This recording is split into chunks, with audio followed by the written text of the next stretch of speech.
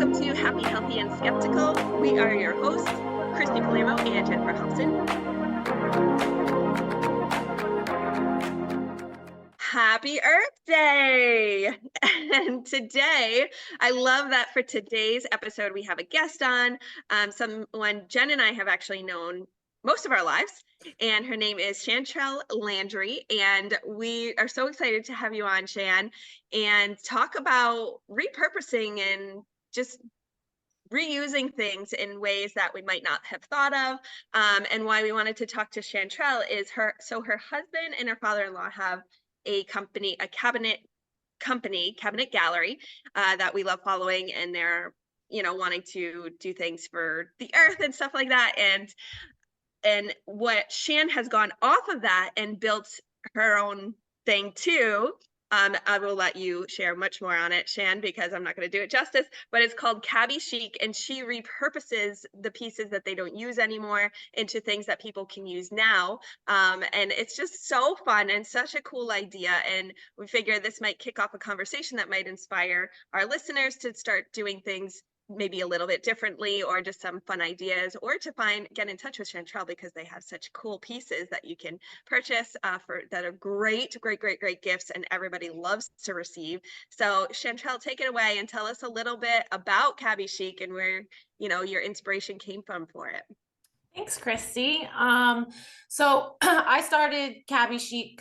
Mostly I started a Pinterest board of awesome things people repurposed using cabinet doors and cabinet pieces, knowing that I had access to ample amount of cabinet doors and pieces because my husband's company, they often will, anything broken, anything like a discolored or anything maybe a little scratched, just gets thrown in the dumpster normally.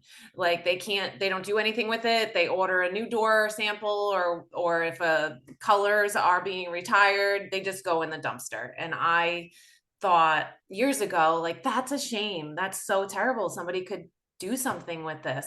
So I did start a Pinterest board with these kind of ideas. And then I slowly started hoarding some of the materials that my husband had and that were going to be thrown away.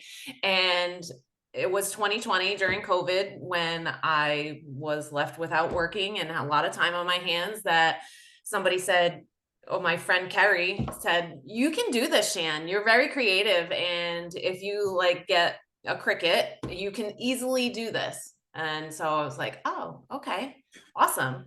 So she encouraged me to start. My husband always encourages me to do things. So I just went with that from there. I use cabinet doors. I use hardware, so handles and knobs, and we repurpose quartz. So they have lots of beautiful pieces of quartz. They're all unique. And I repurpose those into cheese boards and cutting boards. They're very durable. So I have one. So yes, it is. Yes, you durable. do. I have one. It's in my kitchen. I loved seeing all of those things, right? And like Christy said, we've known each other for a long time. So you usually keep tabs with people that you enjoy, that you've known for a while. So I saw what you were doing. I have to say, first of all, this is a total side note and plug for your husband and your father-in-law. What they do is so much more than cabinets. Absolutely. And if you don't follow Dave, the cabinet guy, you have to, just so you see. I'm like, I need to redo my kitchen now. I need to redo my bathroom now. I follow and I just see all the videos, and you're so inspired. And I think you both do. That's still creative work. People think kitchen cabinets. You still have to be an artist in a way to deliver what they give people. And I know exactly what you're talking about. My stepfather was a contractor, and it's like that. I don't know if it's because we grew up with what was that show called? Captain Planet, right? Mm-hmm. When we were kids. So they make you feel bad about throwing things away. That really kind of gives the time frame of where we grew up. But I always used to feel some type of way when you just see this huge dumpster. And even the ones sometimes when people redo their kitchens, the stuff that they're taking out, sometimes it's unusable, but sometimes it's still nice stuff. People just wanted to update their look. Yeah. And you just have this feeling of that's so wasteful. What could I do, or what could someone do with that versus just adding it to a landfill? So I love that you're doing that. Yes, and that's really where it started. Like I felt that way, grew up that way. My mom taught us not to be wasteful. We're not a wasteful family. We've always thought about how can we reuse this? How can we donate this? So when I would see like perfectly nice pieces going in the dumpster, it broke my heart kind of like, this is sad. Somebody should do something cool with this. Yeah. You have the waste not, want not mentality. Yeah. And I mean, we know personally, but you grew up in a household with 3 girls. Yeah. And I think, that also attests to you. I'm sure there were hand-me-downs at some point. So you have to reuse things. And we're just in this culture of, well, for me, I come from a background of I went to college for design. And there's so many fast fashions out there. And those make me, believe me, I see all the ads and I'm like, I wish internally I could buy that stuff, but I can't because it makes me feel some type of way that I know I'm only going to wear it 1 or 2 times and then I'm going to dispose of it, or how it was made or how it even got to me. There's just no reason I should be able to buy an entire wardrobe for $300. It's nice that you can do it and it's a nice option, but when we dig a little deeper and see why we have that ability, you're like, Yeah. And a lot of people are unaware. That's yeah. the other thing. They don't really think about it. And unfortunately, I don't know how often it's being taught. I mean, when we grew up about learning about recycling, but I don't think anybody really taught us about reusing things or repurposing things, that there's beautiful materials that you can make something look brand new. That's what upcycling is making something more valuable than it was before.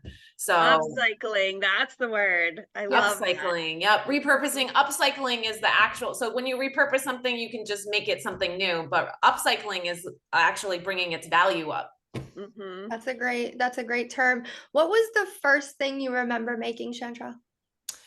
Probably just a sign, because I just started that way, just, a little, kitschy little sign on our door samples. A lot of our samples are perfect little sign sizes. So those aren't really like big doors.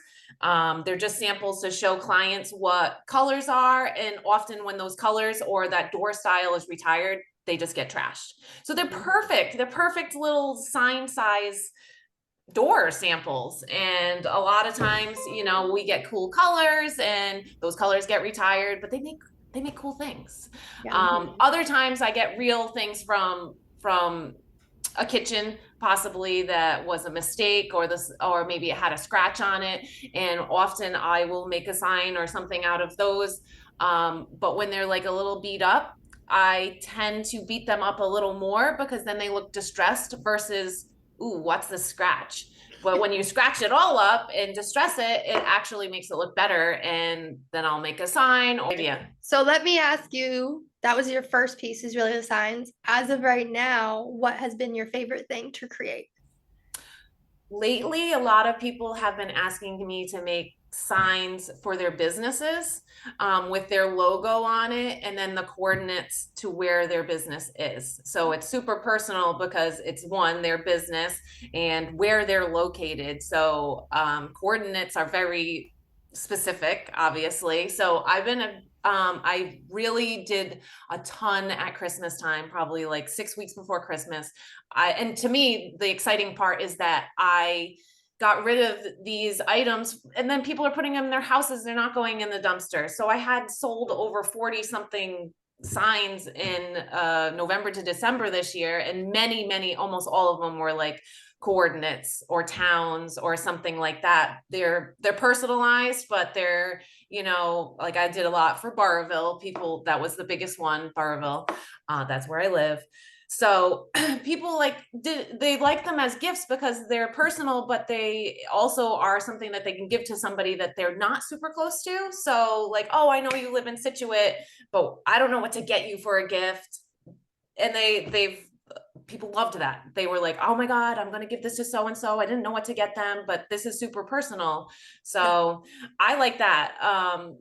I think most people really do, cool. right? There's a little bit of thought in gifting versus buying something that anyone can buy at, Right. Walmart and Target. And then you feel like, all right, they got me something because they felt the need that they had to get me something versus they put some thought into it and they made it personal. And that makes you feel a little bit different when you receive something that's had thought and is personalized to what you love. Right.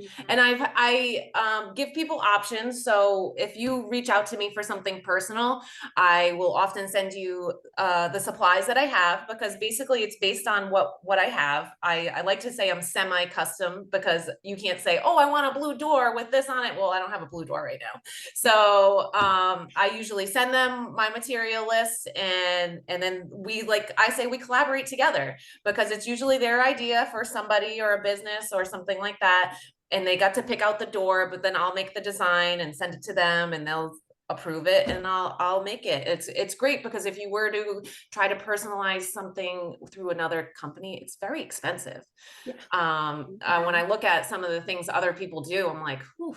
But for me, I'm not buying that material, so why would I charge It's super extra? smart. You have a Yeah. low overhead, right? I think for Exactly. anyone that maybe even they have that artistic kind of spark in them and they don't know what they could do, this is a great opportunity to go, all right, what do I have access to? What is something that's low cost, but I can use my creative, spark there and create something else?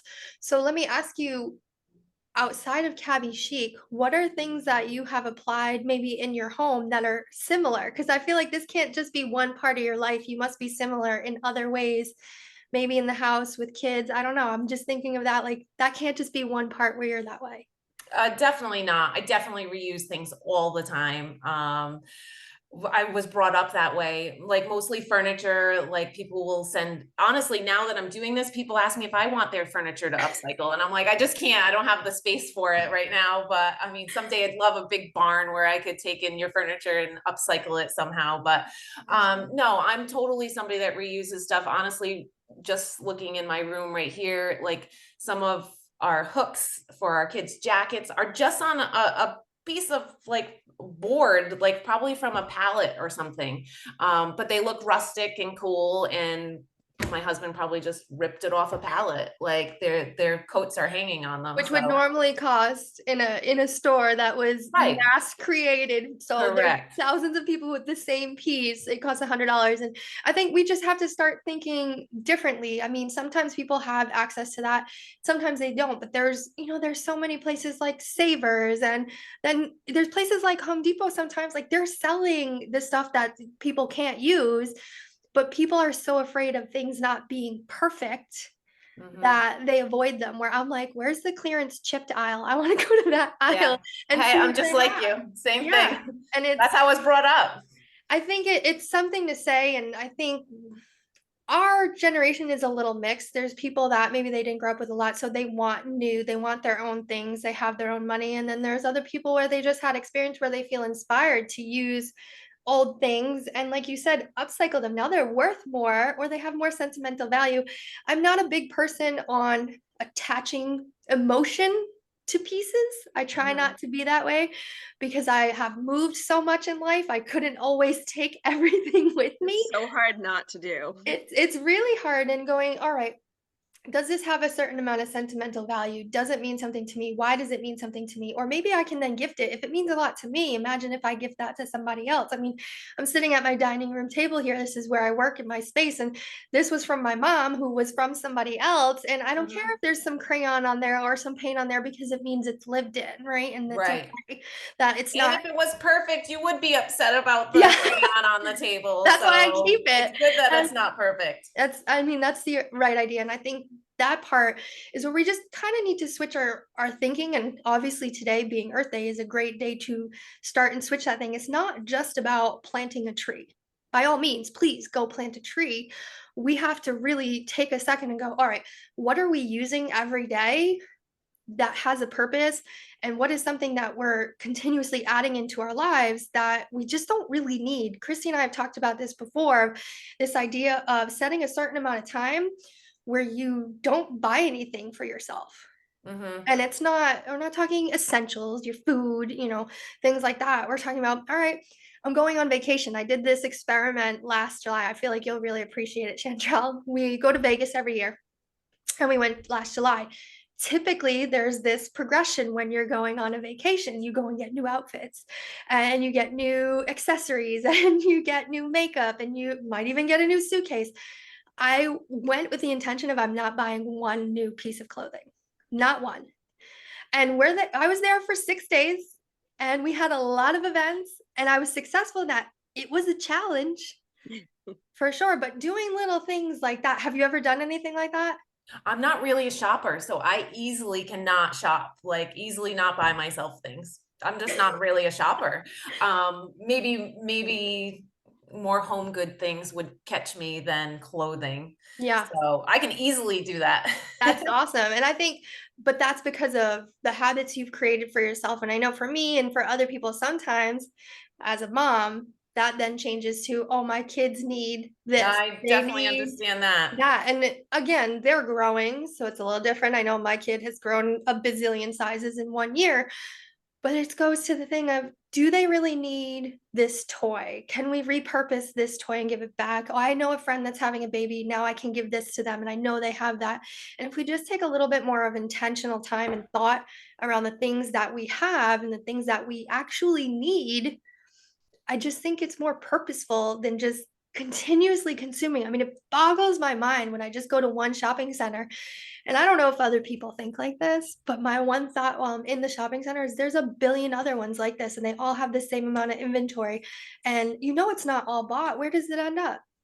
Right. In landfill. Mhm. Right. Totally. Yeah. Totally.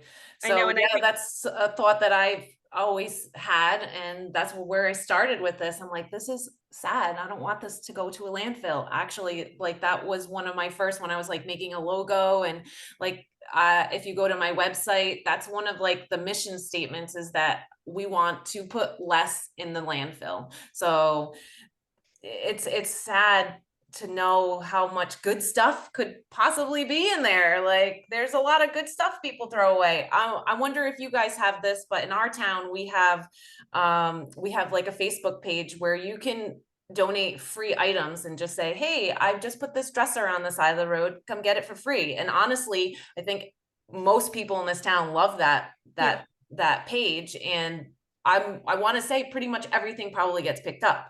It's super simple. And, you literally just have to give them your address and people will come I've take been it. I've been seeing those a lot more. I mean, there's been Facebook Marketplace where people are selling for monetary, but I've been seeing a lot more towns are like, oh, I got this on my town's free Facebook page. And I'm like, you Correct. have one of those? I don't know if I have Yes. one of those. I need to look because there's stuff that I need to give away that if I don't, it's just going on the corner to go into the garbage. And this And makes I it was, super easy too, because you can Right. literally just say, hey, this is where I'm at. And somebody, oh my God, I really wanted that. I've been looking for one of these or whatever it is. Right, like for instance, we had a couch that we had like cleaned it ourselves, like we have kids, but we cleaned it ourselves so it looked decent.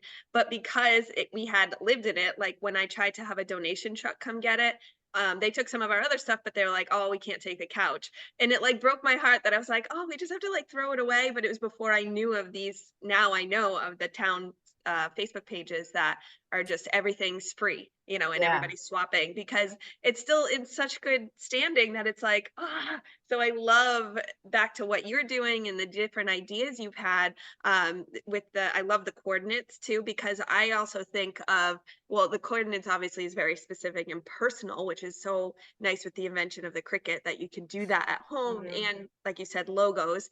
But some of the other things you've mentioned, I think of like, I go to Home Goods for things, but I would rather shop small. I would rather go to someone like you where I can get gifts like this that end up being way more personal, and we're reusing things where it's not just ends up being something everybody else does have too. It's so Right. unique.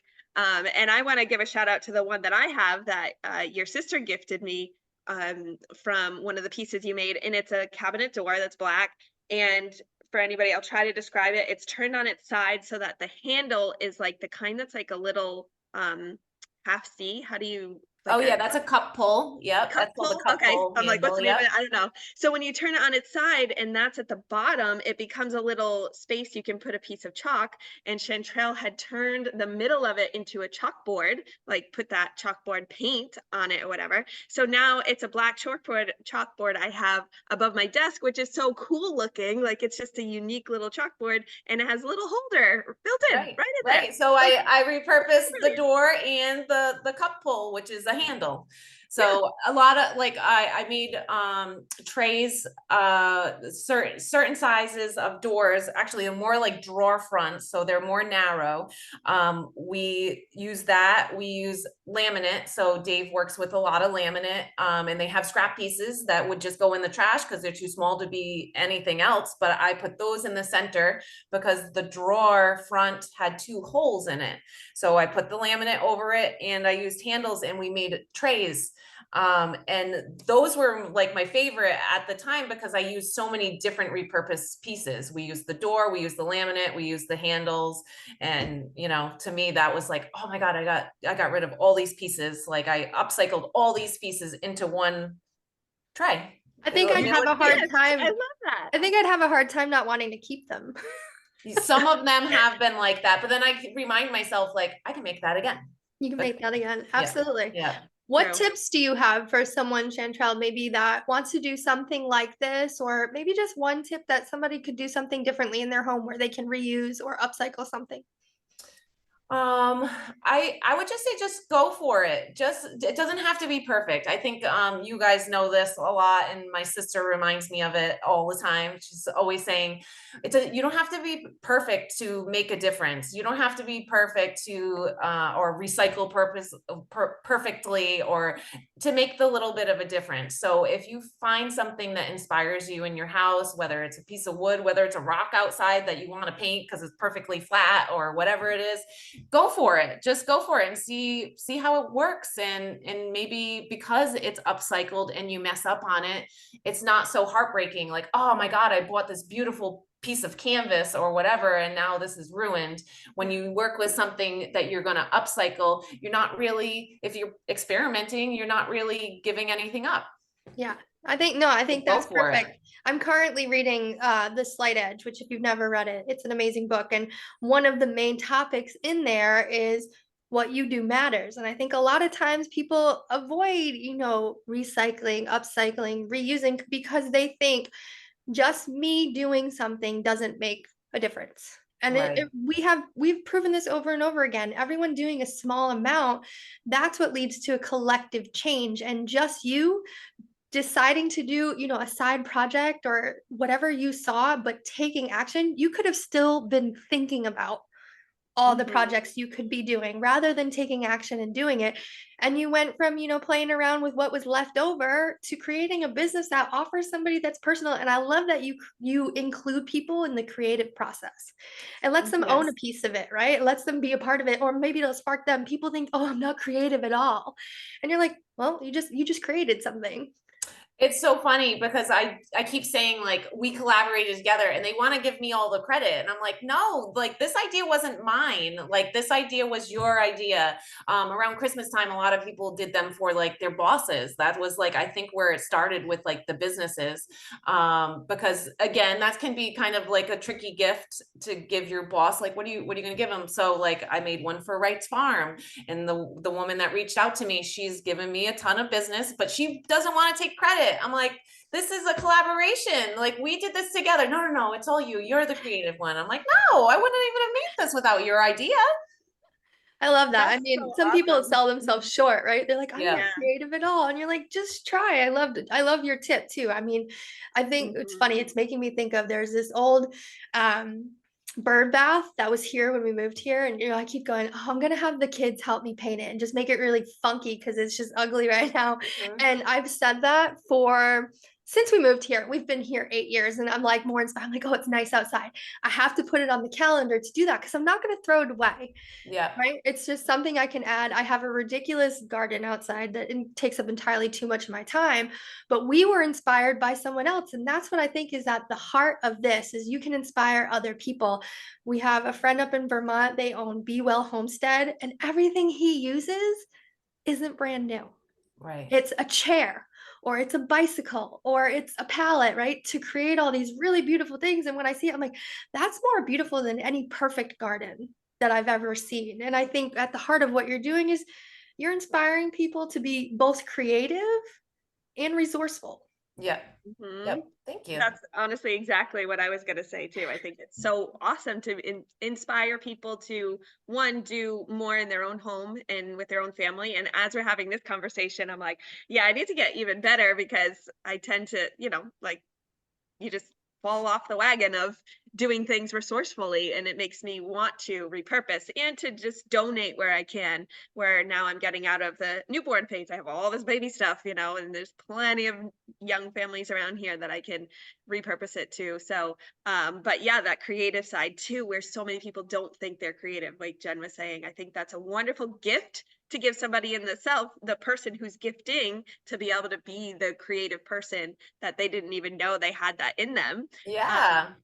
And then it just keeps all turning for everybody else. It's just the gifts that keep on giving, really, which is Yeah. what I think to say. Absolutely. So Shan, I love this conversation. We're going to invite people on our social media to get in touch with you and to join in the conversation. So how can people get in touch with you? So I do have a website, cabbychic.com.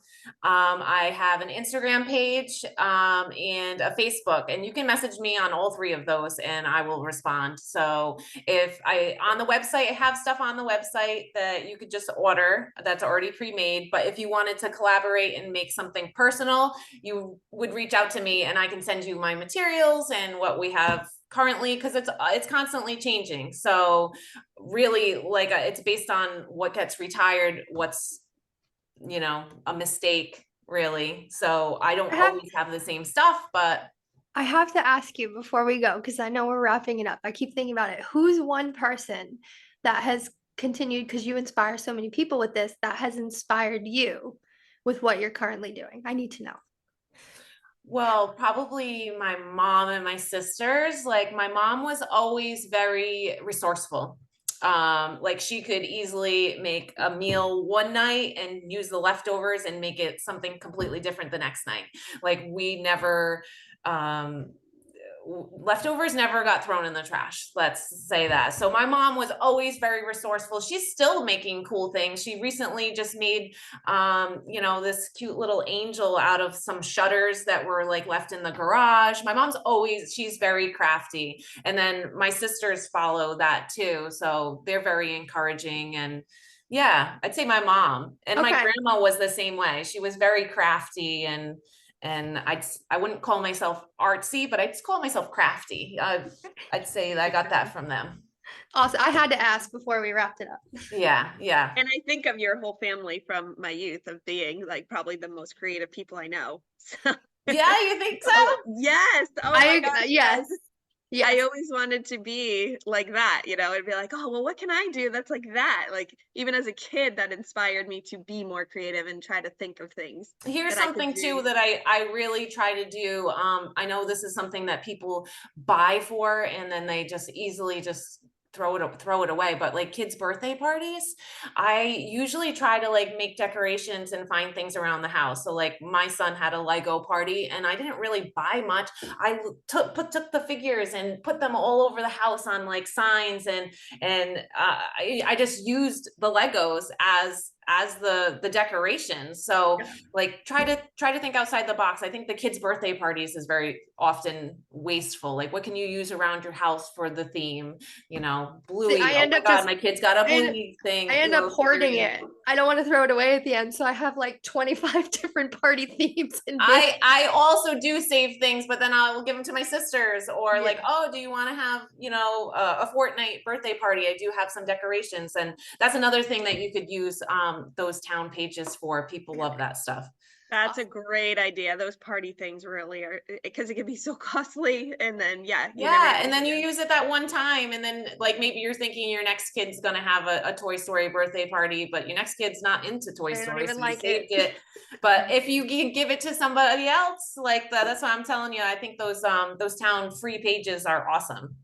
That's awesome. Well, thank you for your tips too. And We'll keep this conversation going on social media. So we'll put your stuff in the show notes too, so people can easily find you. And oh, one more question. Do you ship or is it more local with your stuff? I guess it depends on the size. I do. Yep. We do have shipping available.